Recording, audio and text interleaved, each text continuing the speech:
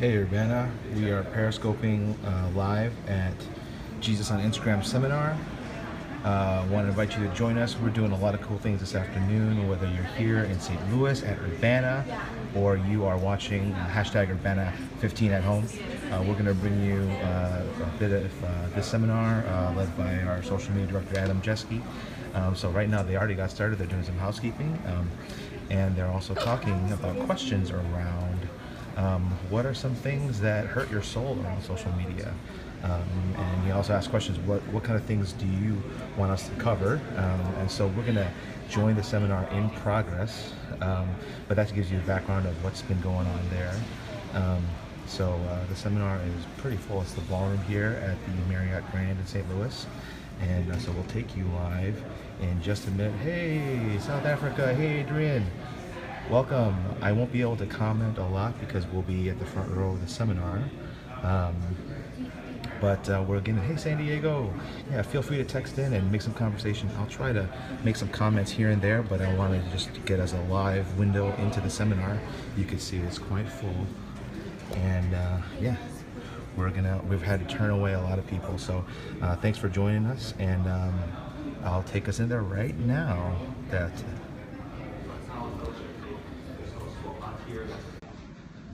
I would also add that if you're able to be online and tweet from here, tweet on Urbana15 as the first hashtag, and also use a secondary hashtag of social media. So Urbana15 and social media.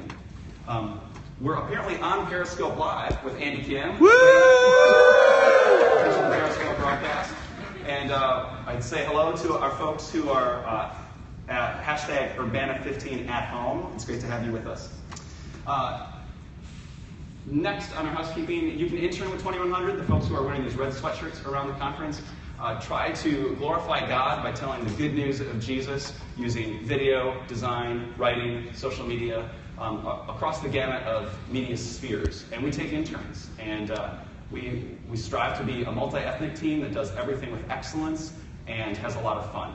We have a reception from 1:30 to 5:30 on the 30th. I have some flyers about that. About both the reception and about the intern program. You can bring that over or pick that up on your way out today, or come see me afterward. Additionally, InterVarsity is trying to figure out how do we do ministry in this day and age with folks who spend a lot of their life in a digital space. How do you reach gamers for Christ, right? And so some of us are gamers, and we're figuring out, let's minister to folks in that space. And that's a really front edge kind of thing, and we don't know of anybody else really doing that very much. And so it's highly experimental, upstart, entrepreneurial, and my friend Brett is leading that. He's not able to be here because his wife had a baby about 6 days ago. But they have a booth here, which is, I think, number 613 in the exhibit hall. So if you're interested in exploring how might some of my interests in digital life mesh with my interest in living out my faith, maybe you're one of the people who should be involved with our ministry in digital spaces. You can also check them out online, digital.intervarsity.org. Digital.intervarsity.org.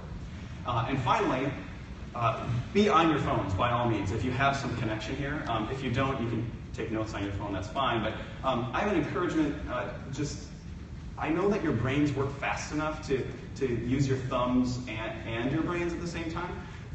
Your ears are able to listen while your thumbs are moving, so that's fine. If you want to follow along or reference this later, you don't have to take notes on everything that's on the slides because the slides are in the app. If you go to the seminar slot about this, if you scroll down, there's a file that has some kind of jacked up name on it, and you can see all the slides right there. So, next up, we'll see if this advances. Great. I want to know how social media is bad for your souls. So just take 30 seconds and think about, how does social media inhibit your growth in Christ? How does social media make it hard for you to follow Jesus faithfully? Just take a moment and reflect on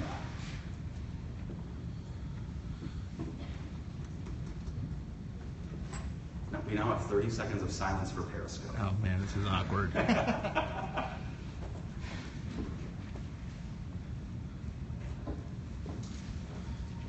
For the sake of our viewers at home, let's try to move into the next thing quickly. I want you to share with somebody at your table how social media might be bad for your soul, how this kind of challenges your spiritual life.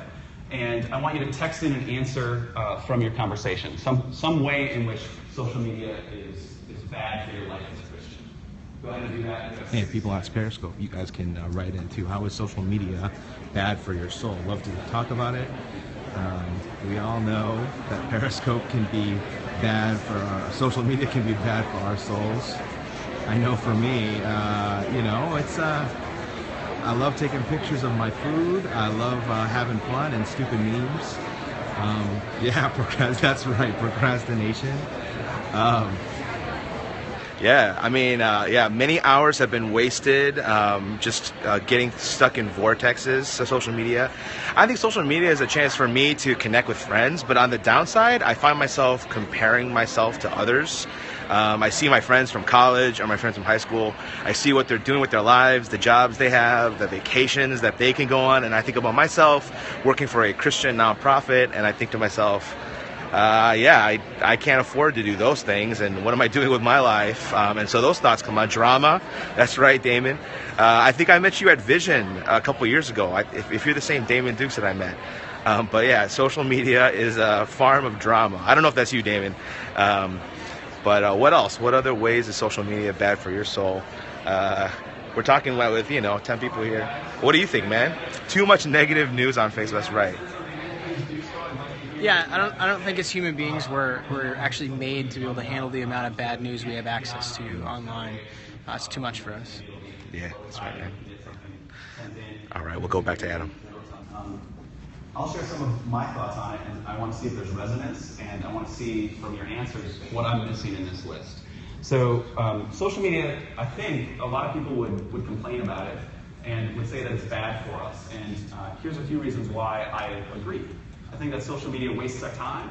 I think that social media, very rapidly sucks you in, and before you know it, you've been endlessly scrolling, right? It's a really dangerous prospect. How Facebook in particular sucks us in. Twitter does that for me as well. It distracts us because we're not fully present.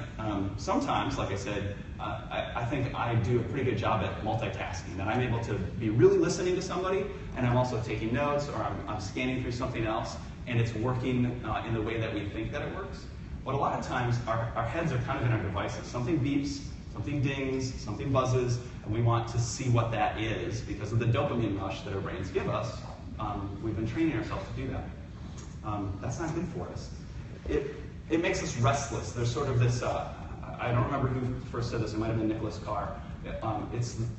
We've started to be twitching all the time, right? It's the twitching of our brains because of social media, because of that incessant checking. Social media can isolate us and make us lonely, strangely enough, right? Because we see gaps between us and people we thought we knew better. And it cultivates envy and greed and lust and laziness and narcissism and pride. Social media can be really bad for us. And that's not all, folks. It makes us smug. We see a page for Sister Mary Margaret's Home for Adorable Orphans. And we like it, or we share their content, we regram something from them, and we feel pretty good about ourselves, right? We can get smug in those kinds of moments. And it falsely puffs us up. It's that pride piece again, that we are really important, we're the center of everything. We're crafting this narrative that we are the center of. All true, all bad. It can numb us to what's really going on inside, and it keeps us from sort of a good integrated picture as Christians. It keeps us from living out of an identity that's based in who Christ is and what He's done for us and who He says we are. Instead, we're starting to make it into something that's crafted and perhaps a little bit shallow, like a lot of critics would say. And I think it sometimes tempts me, at least, to try to do too much.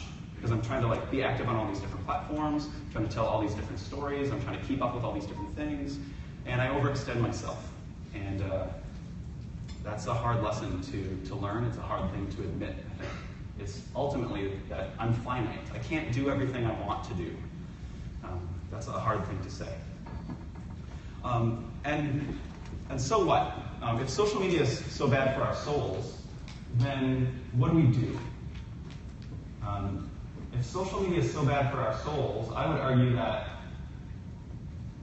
we have to use it. We've got to be on social media if it's bad for our souls. Because if social media is bad for our souls, it's bad for everybody else's souls too, right? And as Christians, our job is to find people who are hurting. Our job is to extend help. Our job is to give hope. Our job is to bring the good news. We show a different way. We show a way of life under a good king that we want other people to know and to follow. We look up to heroes of the faith. We look up to those who have gone before us, and we are inspired. We think about those who have, packed their belongings in a coffin and gone overseas to preach the gospel and to plant churches and to serve the poor, and we celebrate them, we honor them, we're challenged by their legacy. We aspire to be like them, but, I don't really like Instagram. It's all clunky and weird, and I don't want to be there. But there's dark places in Snapchat, or certainly in Yik Yak, right?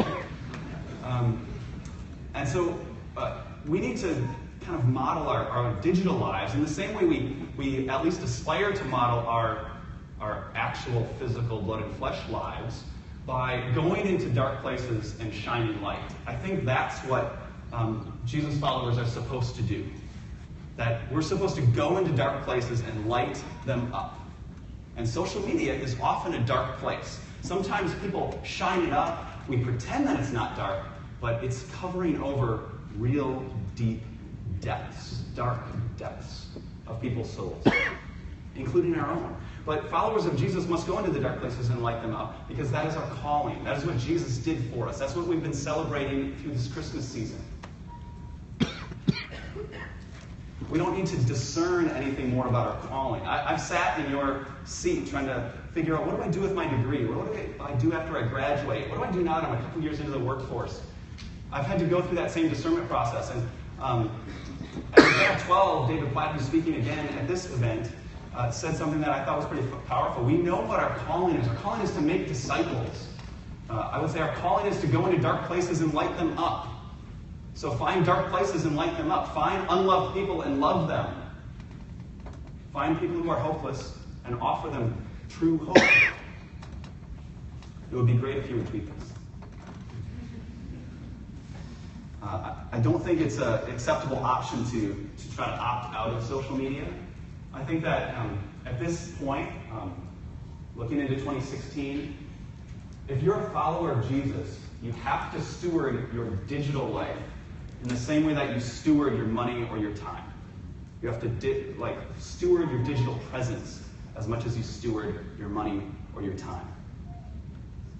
I don't really care if social media is bad for my soul or all of your souls. I care if it's generally bad for souls and 1.3 billion people or whatever are on Facebook. I care about those people who are in something that may be bad for their souls. And I want us to be the ones who go there and shine light and offer real hope. Because after all, ministry is fundamentally about relationships. And social media, likewise, is all about relationships. So if someone prefers Instagram or Snapchat, or they're in Brazil and they like Orkut, and they're in Russia and they like VK, I think we should go into those spaces and use those tools to communicate with them. I think that's kind of what it looks like in this day and age to be all things to all people. You use the social platform that somebody prefers, because that's how they're going to listen to you. That's how you're going to build trust with them. That's how you're going to increase your ties and build a relationship with someone else, is by being on the same space as them. So I want to do a quick straw poll here. I'm going to ask you to raise your hand in a moment, and I want to know what is the preferred method for you for connecting with your friends, with people that you're close with, people you connect with. And the options I'm going to give you for voting are Facebook, Instagram, texting, Snapchat, a mix of these, or none of these. Okay? So I want you to think and kind of think about what your vote's going to be. Facebook, Instagram, Snapchat, texting, a mix, or none. Okay, so, and you only get one vote. I know you have two arms, you get one vote. I want you to raise your hand if Facebook is the predominant way that you're relating to people. Raise your hand high, this halfway stuff. Come on, we are Christians, we need to be boldly proclaiming. Okay, thank you. That's Facebook. That's mattering. Instagram, raise your hand if that's like a predominant communication tool. That's definitely less than the Facebook crowd, but some. Snapchat being a real way that a lot of people are using, maybe about the same as Instagram. Texting being like, that's really the thing for me and my friends. That's probably even more than Facebook. A mix. Oh, there we go. And none of these, it's something else. I'm wondering for the 2 people with their hand up that said none, what is it? Maybe it was 3 people. In-person interaction. What? No. She said in-person interactions. 2 groans. Got it. Who else was back there? Same thing? Okay, great. Okay, I would love to like interview them. Maybe we'll get there in the Q&A. That was great. So, I think that it's important that we recognize at a conference like Urbana something that nobody ever really says, or at least it doesn't get said very explicitly or very often, that every single person wants to know Jesus. At a conference that's a lot about the good news and about evangelism and about missions and going and proclaiming the goodness of Christ, the good news of Christ's kingdom having come and coming in increasing measure. We don't often acknowledge this. We don't actually say this starkly. But I think that this is true. And I think that's important for how we interact with people who may not know and follow Jesus yet. But I think that everybody actually wants to know and follow Jesus because they want hope. They want to be loved. They want security. But they also want freedom. They want beauty. And all of these things are what we find in Christ, right? Wow. Do we have nobody who says amen ever? Wow. Amen. Well, I have enough, guys. I know it's after lunch. I saw the time that I was going to have to speak, and I thought, ouch, this is going to be rough. But in this day and age, these people who want to know and follow Jesus that we all know, please, may there be people in your life that you know don't follow Jesus. They make their decisions, we all these days make our decisions with screens in front of us, often in our hands, right? And why would our decision about Jesus be any different? We take in information about who this Jesus character is by seeing how Christians around us act in real life, so to speak, and also online. And I'll get to that more in a minute. But I think that's why we need to take social media seriously. Because it's bad for our souls. We're in this new era where that's where trust is built, that's where relationships happen, and that social media is fundamentally about relationships. And that's how ministry goes. We need to route people into deeper community and increasingly in face-to-face connections and deeper conversations. Now, I'm going to go in a direction that some people might think is crazy, but I want you to think for a few seconds again. How is social media good for your soul? I want you to just pause and reflect. Feel free to write something down. I know a lot of you are journaling your way through this event, which I would highly recommend. There's a spot for notes in your Urbana Bible in the back. You can scribble alongside your manuscript somewhere if you'd like, or use the app, or another app on your phone. How might social media help you follow Jesus? Or Let's talk Periscope. How is social media good for your soul? And again, I want you to get into groups or pairs, really, and Feel free to talk write about in. that, share What's how up, might this California? actually be What's good up, for you? UAE? How might your digital life help you follow Jesus in the day-to-day or over the long How haul? is social media good And for your then soul? context I'd love to hear. for Drew to monitor. So go ahead and talk and choose your trees about yours. I mean, for me, I think social media helps me to be aware of what's happening in the world, places outside of my community and my circle. And social media helps me to see issues of injustice and open my eyes to perspectives, particularly from voices that you don't commonly see in traditional media. And so for me, that I feel like it enlarges my heart for God's people of every culture and every background. It helps me to challenge my own self-centeredness and my cultural kind of arrogance as a Korean American, as an American, and to say, whoa, there's a lot of other voices in the church. There's a lot of other voices that I need to hear. Yeah, a Bible verse on social media. I mean, it really encourages me. A timely scripture from a friend. I'm struggling and post something. I mean, even today, I think it's been being able to be reminded of the truth of God through social media. You're welcome for being on Periscope. Thanks for being on Periscope. I think that was Steve. But yeah, I mean, even stuff like this, I'm like so excited that, I mean, I don't know any of you guys. I know Damon a little bit from a couple years ago, but we can have this kind of real informal connection through social media and from all over the world. So we'll go back to Adam now. So talk to you guys in a little bit. Obviously way too short. Like there's, I think, a lot of energy for these kind of conversations because the church doesn't frequently facilitate conversation, like careful, critical thinking, like deep theological reflection about this new part of our life. And I think that's because a lot of our church leadership is older or intimidated by it. But let's start that conversation, or at least carry it on and take it to new places. So go ahead and text any answers if you haven't yet to the number. Grab it quickly if you haven't, or get it from somebody else at your table who has already grabbed it. I do think that social media is good for our souls, and here's some of the ways that I think it's good for us. I think that social media cultivates a communal nature, a communal living. It is social, right? I said earlier that it can isolate us, but it can also really bring us together, which I think most of us have experienced in some ways. And for me, as a white North American with Northern European ancestry, it's a helpful corrective for me. It brings me closer to other people. I'm from the upper Midwest, where people kind of hole up for months at a time, where it's dark and cold. But rather, social media helps me become more like a part of a body, like we read in Scripture that we're supposed to be. And that happens as we tell of God's goodness and God's activity. We bear witness, we give testimonies, right? We spur each other on to love and good deeds, I think, on social media, if we're doing it right. And we bear one another's burdens, that we share the stuff that's hard, and we can deal with it. We also get to celebrate more when we're on social media well, and we get to, new babies, engagements, somebody gets a house. And we also get to be with people who are mourning. We're hearing some about that today from Christina, about what it really means to be family, what it really means to be the body that we're supposed to be. That we're missing out on something if we're not connected, and social media facilitates that. I think I'm off by one. It gives people a peek inside the church.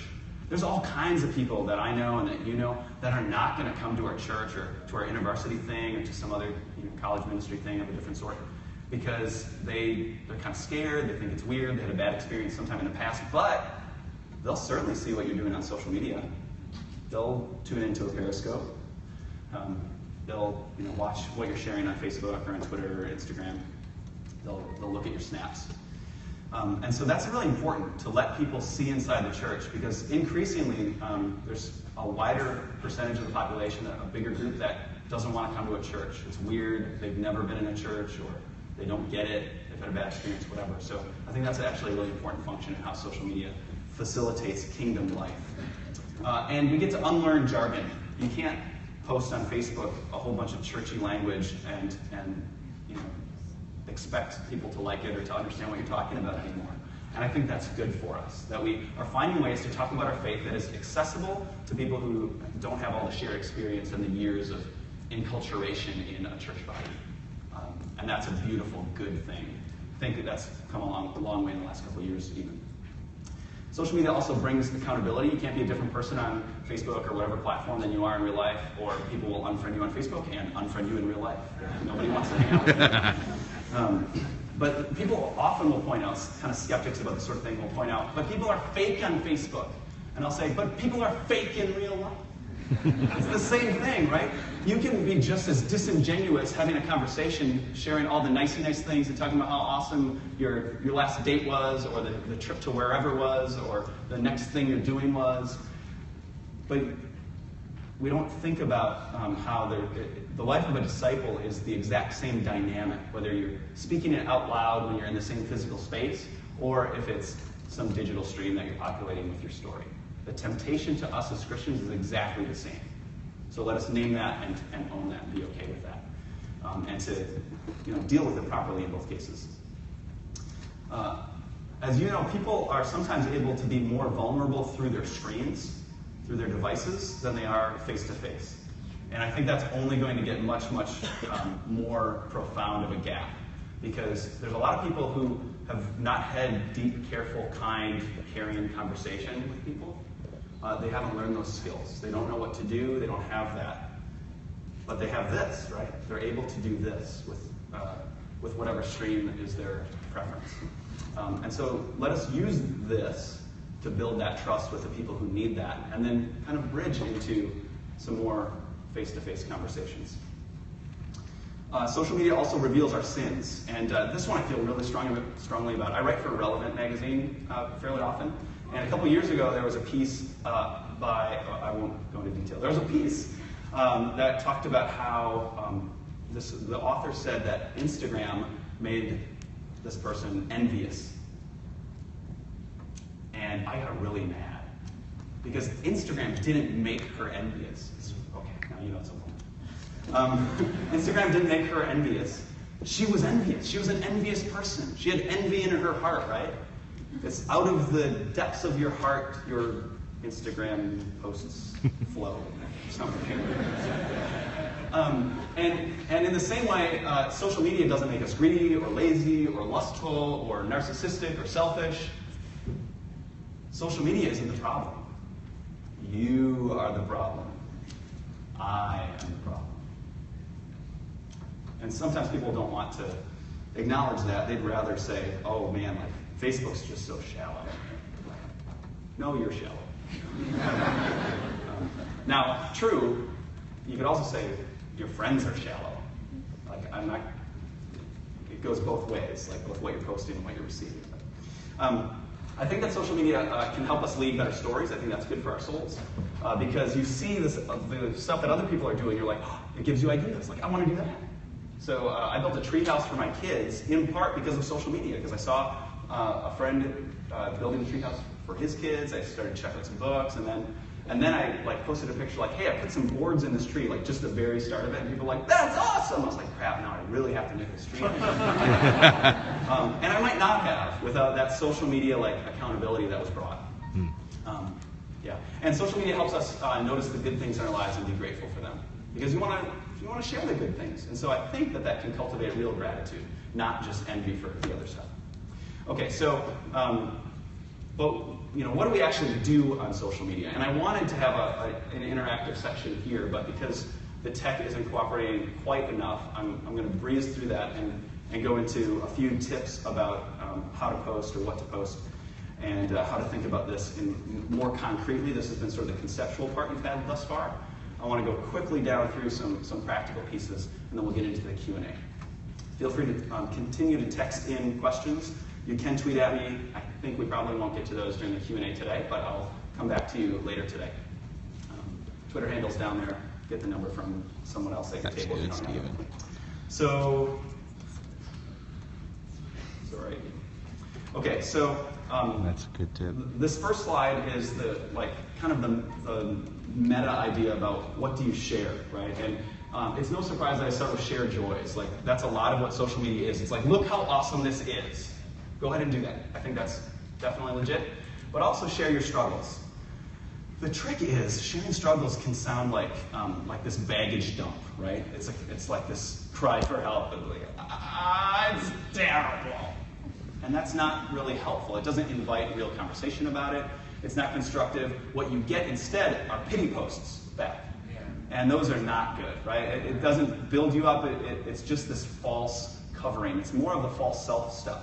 So rather, the way that I think about this, and it works pretty well for me, is that I share struggles poetically is the word that I use. That I talk about, this has been a really hard thing, and here's why.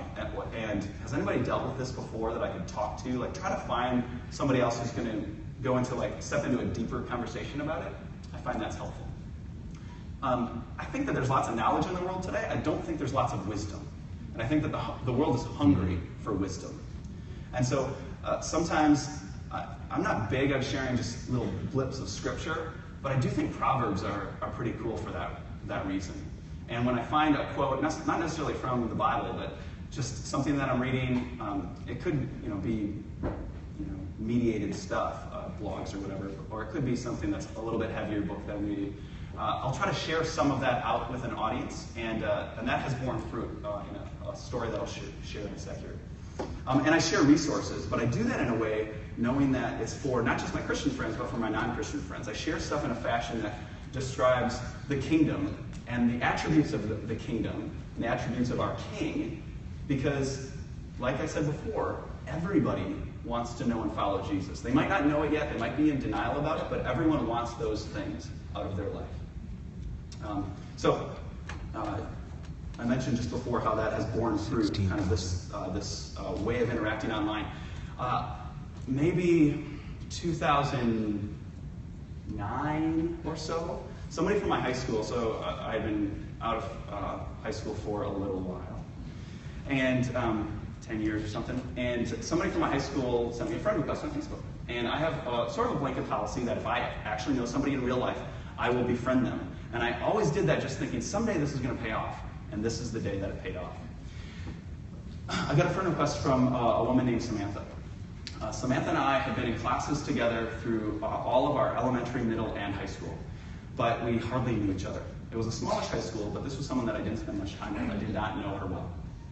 She sent me a friend request. Because of my policy, I accepted it. It was a busy day. I would usually send something like, hey, what's been going on with you the last few years, whatever, or I'd look back through what she had posted recently, and I would make some comment back or like a photo. I did nothing. It was just like, yes, done, on with my life. 2 years passed. No interaction with Samantha. I didn't look at anything from her on Facebook. Facebook's algorithm wasn't showing me much of anything from her. As far as I knew, she never looked at anything else from me. One day I get a Facebook message from Samantha. She says, Adam, I've been watching you. And so then Samantha kind of mentions that she's watched some of the talks that I've posted that I've done. She's read some of the articles that I've written, that I've shared. And she's just seen kind of my family life. And she decided that I was a person who was acceptable, that I was trustworthy, and that I was going to be someone who might provide an answer to a deep theological concern. And so she asked me a question that was really important, and I was able to give her some response. I was the person, out of everybody she knows on Facebook, everybody she knows face-to-face in the city where she lives, I was the person that became her pastor in that moment. Because I was doing these sorts of things. I was letting her peek inside the church, peek inside my family, and a little bit peek inside my head and my heart. And in doing that, by God's grace, she saw something that made her want to engage. And that, to me, is like the home run moment that I hope all of you either have had or have frequently or will have soon. Okay, so a couple more quick tip things. It's not all about pushing things out, though, but it's getting things in, asking good questions, getting input from other people, seeking to understand. Quick to listen, slow to speak, right, James? Request prayer for stuff. I just saw somebody do something as I was monitoring the Twitter feed this morning. I saw somebody use a phrase almost verbatim how I post sometimes prayer requests. If you're into that sort of thing, would you pray something? Like, just accept, like, not everybody prays. I know that, that's fine. But if you are one of those people, like, would you pray for this? That's a kind of open, like, welcome, like it's a good demonstration of hospitality. Yeah, and be in the conversations that people are having. Sometimes those conversations are really hard, they're really hot, it can be dicey, but that's where the conversation is happening. And that's where you will be able to minister most effectively, because that's where the most people are, is in the conversation of the day. There's a lot of big conversations of the day these days. I don't think you can just put any old stuff up online. I think you need to write really well. And I think that being on Twitter makes me a much, much better writer. Oh, I forgot. I wrote a book with my wife.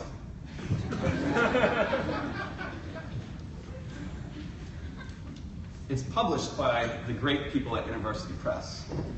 And it's called This Ordinary Adventure, Settling Down Without Settling. It's about when my wife and I came back from South Africa, landed in North America. Holy cow, how do we live out our faith here? And so it's kind of a bridge from a missions experience and trying to apply those same skills, looking around, what's the culture like here? How do we think about money, time, family, friends, that sort of stuff? So this is available in the bookstore. When I got here, I realized I didn't have a copy, so I talked to my friends at IBP and I was like, hey, can I borrow one from the bookstore? And I'll put it back. And they're like, well, if somebody asks for it, we'll just comp it. So I have one free copy of my book to give away today. So come on up if that sounds like it's your jam. But I think Twitter helps me be a better writer because you have to do things concisely and tightly and drive your readers. You have to engage them emotionally in 140 characters, right? Use a lot of images because everybody likes images. Our brains are wired to do that, to use that. Go from the general platform, the wide broadcast kind of communication, to a more one-to-one channel, or even in the same physical space at the same time in real life. And you do need to learn to set boundaries. Keep some margin on your life. Okay, sometimes people ask me about building platform, and I am all for building platform if two things are true. One, you are actually helping other people, and you're seeking to glorify Christ and not yourself. Now, some people would say, ooh, that is really dangerous, Adam, because the heart is deceitful above all things. And while that is true, I think that the potential upside outweighs the potential downside most of the time. And if you're living life in community like we're supposed to as Christians, they'll help you see if you're being kind of, I have inappropriate words floating through my brain, if you're being kind of a bad person. So as far as platform, I think go ahead. And finally, as far as like more formal stuff, if you're on the mission field, I think that social media can actually be really beneficial to your ministry. So if you're actually thinking about going somewhere, I think it can be really good. When I was overseas, it was about half the time was pre-Facebook. And then even when I was on Facebook and Twitter, it was lots of my friends were not yet there. A lot of them still aren't yet there. But social media now can keep you tied back to your community. And so you can have others who understand you bear burdens for you and be in prayer for you in important ways, really good ways, really helpful ways that will sustain really long service on the field. One of the crummy things that's been happening in the last 10 years or so is that we're finding many fewer candidates staying on the mission field for a long time. It's good to go for a couple of years. That's what my wife and I did in a couple spots. It's even better if you go somewhere for a really long time because some places need that length of engagement. But also, there's a risk to it, which people are sometimes more conscious of, where if you're on whatever social platform too much, because you're all engaged with your community back home, then you're isolating yourself from the community that's in your hand. So I would caution you against that. Okay, from there I'm going to skip one exercise I was going to do. I'm wondering if you have questions. Drew will pull up a couple for them. We have roughly 10 minutes for questions. Feel free to text some in. Drew's going to feed me one or two here to start, and then I'll take a couple hands raised with the mic runners. So Drew, what's first? If any of you all have questions about boundaries. What are some good boundaries to set? What are good I'll questions ask for to you ask? if any of you all have questions. A couple questions specifically about should we limit the amount of time we spend on our phones? That's a great question. I'll repeat it for you. The question centers on that issue of boundaries. How do we set boundaries? What are some good boundaries? How much time is appropriate? I think this is highly dependent on who you are and how you're wired. We're tempted in different ways. But I'll share what I found. As I went into this role doing social media for InterVarsity at scale, you kind of need to be there a lot. It's my job to be on Facebook. So my situation's a little bit odd. But I don't think I'm odd in that then I started to check Facebook a lot. I never did a count. Well, no, that's not true. You know, like Facebook has an activity log. Some of you are probably familiar with this. You can see like how often you've liked something or whatever. And there's some days when it's like this massive screen of interactions. I remember bumping into that once, and I was like, I don't want to go there again. Like, I don't want to look at this record. And so the last school year, my wife and I were back in South Africa. She was doing some PhD field research. And I continued some work for InterVarsity while there, but I was not actively monitoring any social media stuff. And so I started to think a lot more critically about my engagement with my phone and with various social platforms. So what I did was I turned off all notifications except texts, and I told people who are important to me, including coworkers, and of course my family, that if you need to get a hold of me, just send me a text or call me. Like, that's your channel to get a hold of me. That way, I didn't have to be checking Facebook all the time. I didn't have to be checking Twitter all the time. I didn't have to be checking my email all the time. And for students out there, I know that email is like a necessary evil. I feel the same way about it, but it becomes much more of a necessary evil as you move into the working world in most workplaces. Slack is helping a little bit in some. But turning off notifications and having one channel that was like my emergency was really helpful for me kind of unshackling myself. And then I set some times. I said, I'm going to check fairly early in the morning hours at some point, in case there's something that happened or I thought was interesting. But I'm going to do it for like 10, 15 minutes. I'll make a cup of tea and check stuff. And then I'll check, and then I'll go into work and I'll start work on projects so I don't get sucked into email and social stuff. And then at that point, maybe late morning or something, after I get through some good solid work, then I'll say, okay, let me check and make sure there's nothing else that I need to attend to. Then I turn those things off again. Like, I'll actually close browser tabs, like don't have my email open, don't have my social streams open.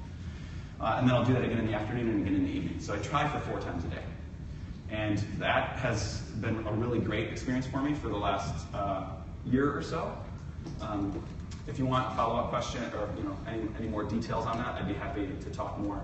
The other things that I've heard from some InterVarsity staff friends is have a place where your phone goes when you get home, like it goes on a shelf somewhere, like over in your office or something, so that you're not distracted. You're actually in your home with the people that you live with, family or friends or whatever, and you're not just incessantly checking. Don't have your computer always open. Most of us have laptops.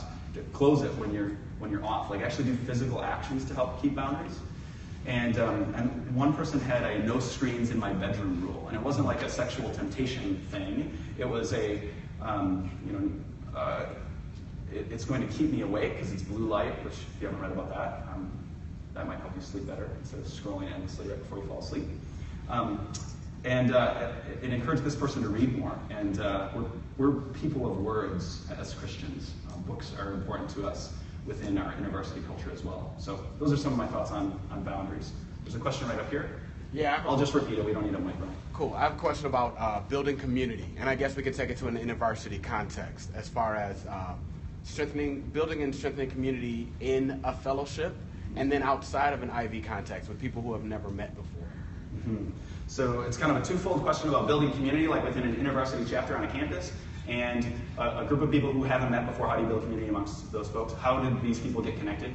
Maybe they're friends. Maybe they're all connected through me. Maybe they're okay. So like maybe there's one person who's a hub, but the rest of them don't know each other. Yeah. So within a chapter, asking, are you InterVarsity staff? So I would ask it on the staff Facebook group. That would be one thing. But some of the stuff that I've heard are Facebook groups often, because then it's kind of flat. Everybody can post to everybody else. It's a free-for-all, much like the staff Facebook group is.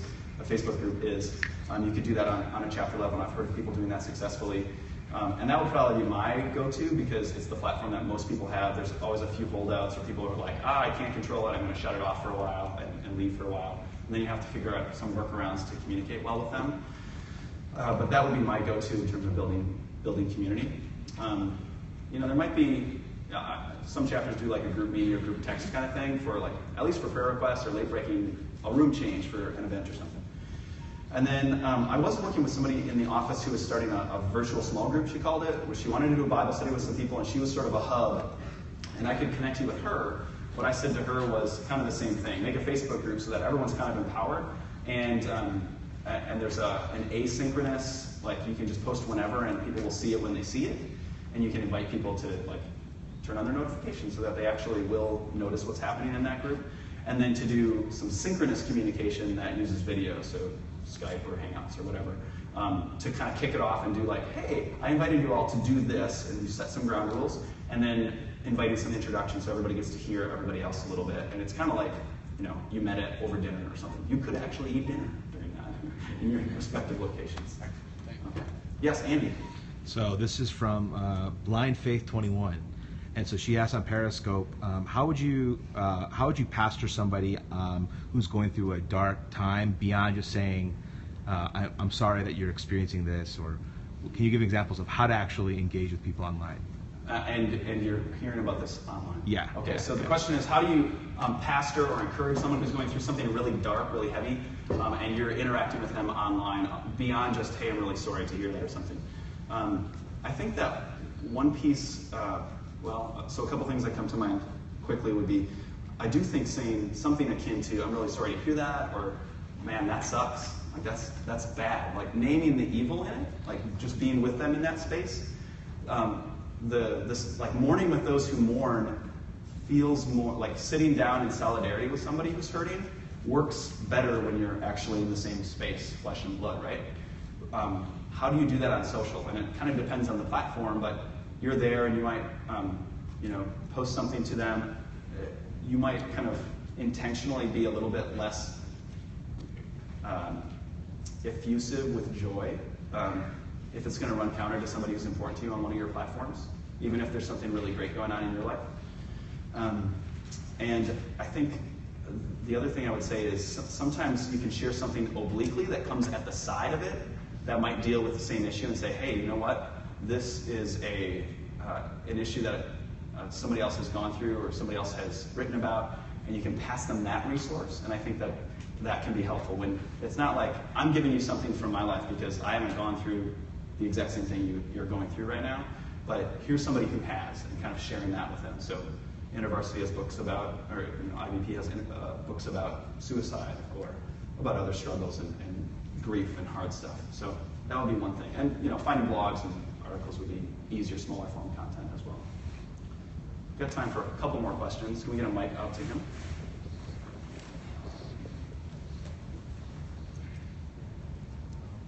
Hi, I wanted to ask kind of a two-fold question. One is, this is in the business section, so that's why probably I came. For instance, I do social media marketing for a company, and they trust me enough that I can post, different things related to even specific holidays. And so I'm wondering, for instance, even this kind of Christmas, New Year's season, posting overtly Christian messages that relate to those holidays, I know can detract customers or lose certain clients or what have you, but it could also encourage others or create trust with the company, what have you. And I was wondering, first of all, what do you think about using a business social media platform to actually show the gospel, posting about versus around Christmas time, what have you. The question I wanted to ask is that I just want to hear some more concrete examples of how you use specific social media platforms to evangelize people you've never met in real life. I understand the real example of you with the person you knew in real life. There's some context there for them to trust you, but I've been trying to use social media to evangelize people for a while. But when they don't know you in real life, there's kind of lack of trust, and sometimes they want to meet in real life over Yik Yak. I don't know if that's safe, things like that. And I'm wondering, what are some more real examples, concrete examples of how you use different platforms to reach people you don't know in real life? Okay, so I'll answer the second one first because I don't know. But the person that I would refer you to is my friend Brett, who I referred to, who's launching the ministry in digital spaces, because that's exactly what he's thinking about, what his team is thinking about, and what he's trying to find people to do, on a professional basis. That this is our ministry. We're ministers of the gospel, and we're solving that problem, and we're exploring a particular digital space. And so digital.intervarsity.org or booth, I think I said 513 or 613, but they'll be easy to find. And I think In Digital Spaces is their Twitter handle. So that's the second one. The first one, I haven't done that particularly. Are the proprietors of the business Christians? No. Okay, so you're just doing the marketing for them and they trust you a lot. So I would be cautious in terms of not violating that relationship, that there's been a good deal of empowerment and trust offered to you from them, and I wouldn't want to do anything to violate that. And so either you're kind of quiet on all the holidays, or you give kind of even airplay to a lot of holidays, major world religions at least. And Yeah, that's a difficult one. I think that the way that I would post about Christian stuff, you can always say, to all of the Christian clients, or however you actually refer to that audience, but acknowledge this isn't for everybody, but for some of you, Merry Christmas. Like, hey, look, it's baby Jesus, right? Whatever. We could go in a more humorous direction at it, but then, yeah, you could also just gauge like the largest of holidays get some sort of airplay. And you know what your client base is, and you can see how different content performs, and then you could make a case to your boss or to the company. Well, this performed this way last year, so I did this again. This tanked, so I'm not doing anything for that holiday. And then it's just empirical, good marketing, in terms of audience eyeballs. Yeah, that'd be something maybe to talk about another time. I want to take one more quick question. We're going to take two more quick questions. You first. All right. My biggest problem with social media is the negative or unbiblical posts that are made by Christians. What would you suggest is the best method to combat that problem? That is a fantastic question. My biggest problem with social media is the negative or unbiblical posts by other Christians. How do we address that problem? Yep. Where's that unfriend button again? Right. It is hard. And because there's people who say really, to me as a Christian, really offensive things in the name of Jesus. And at that point, it kind of becomes, well, this is kind of a false teacher. And false teachers are regarded really harshly. And we're not supposed to just let that slide or be loose about that. And so if it's somebody that I have high trust with, I would go one-to-one and I would message them and ask them a question about it. You know how comment sections go. Like, it tends to not be good for anybody. They're not convinced, you're pissed off, everything sucks. So instead, trying to back channel to them, like, could we get a meal sometime and talk this through? Because, yeah, and then maybe just to leave it at that. That would be my first course. And if it's somebody I don't know as well, I might just share something publicly that kind of runs counter to it, but again, that come at it sideways. That's a lot what we do in PR as InterVarsity, because sometimes going straight at something is not going to be effective. It's just going to like crash.